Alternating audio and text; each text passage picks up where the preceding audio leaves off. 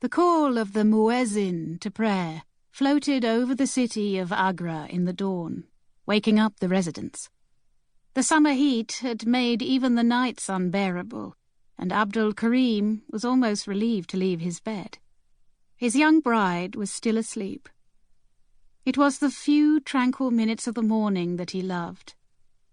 He walked on the terrace, surveying the rooftops of the neighbouring houses. Not far away he could see the high walls of the central jail where he and his father worked. Soon all of Agra would be awake and buzzing. The gullies and bazaars full of traders, artisans, tongawalas, and people getting about their work. Cows would stand on the crowded streets, lazily chewing the vegetables from the vendors' carts, and elephants would sway through the narrow lanes carrying their loads of logs, grain, cotton, and carpets to the mandis and factories.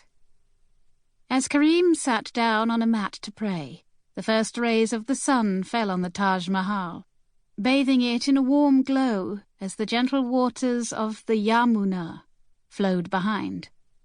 Further upstream, strategically positioned at a bend in the river, stood the impressive Agra fort, a towering piece of architecture built in red sandstone by the Mughal Emperor Akbar in the 16th century, when he was at the pinnacle of his glory.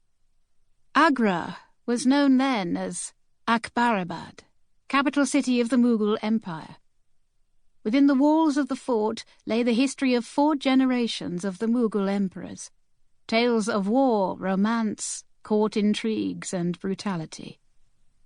It was in the splendour of the Diwan-i-Khas, or the Hall of Private Audience, with its marble columns inlaid with rich gemstones, lapis lazuli, garnet, jade, jasper, and carnelian, that Emperor Shah Jahan had received the embassies of William Hawkins and Sir Thomas Roe, who came seeking permission for the East India Company to trade with India.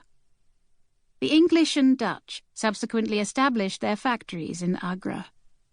It was in the Jasmine Tower of the fort that the aging Shah Jahan was imprisoned by his son, Aurangzeb, and here that he languished till his dying day, gazing through the tiny prison window at his beloved Taj Mahal, the mausoleum he had built for his queen Mumtaz Mahal. Karim's family had lived in Agra for the last 4 years, enjoying the city's rich Mughal heritage, which was now combined with the spit and polish of British administration. The original family home was in nearby Farrukhabad, in the United Provinces. Karim's father, Haji Waziruddin, had been brought up by his stepfather, Maulvi Mohammed Najibuddin, who took care to provide him with a good education. In 1845, Najibuddin was employed as private secretary to an Englishman, William J., who was very kind to the family, encouraging young Waziruddin and employing him in his services. From 1856 to 1859, Haji Waziruddin worked in the vaccine department of Agra. In 1861, he received his diploma as hospital assistant and served in the 36th Regiment, North India, from November 1861 to March 1874, working in various cantonment towns in north and central India.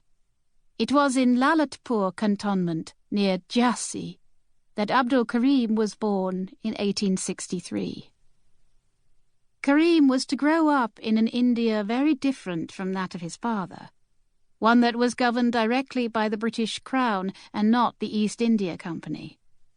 6 years earlier, the land of his birth had been the principal theatre ground of the Indian Mutiny of 1857.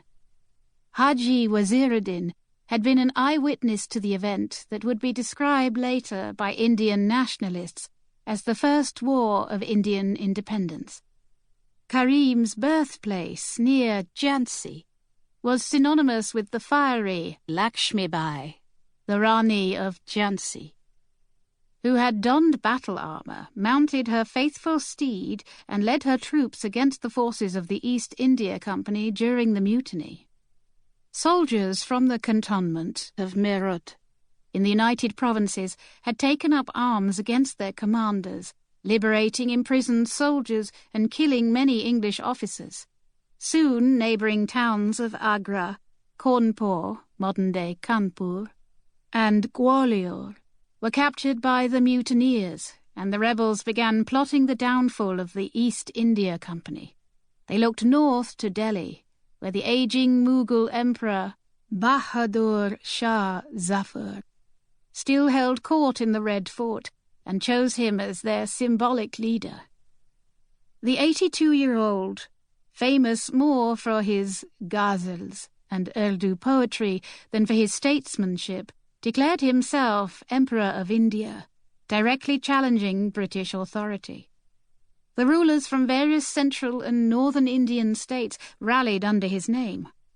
The mutineers met with initial success, British forces not prepared for the rebellion. The siege of Delhi lasted for nearly 4 months, but on the 21st of September, Delhi fell to the company troops.